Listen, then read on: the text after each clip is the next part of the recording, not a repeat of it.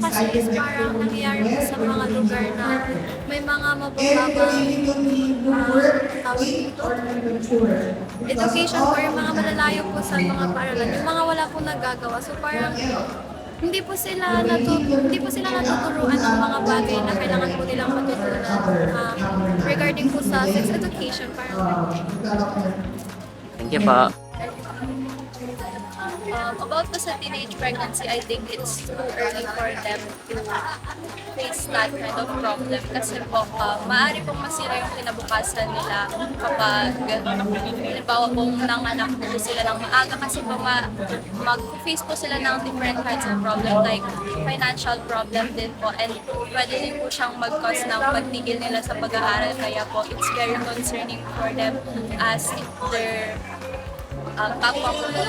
their kapwa po kabataan. Yan.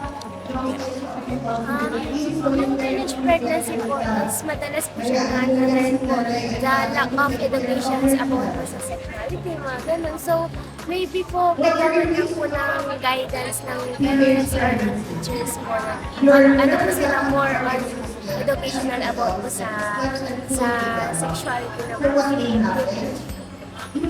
Thank you po.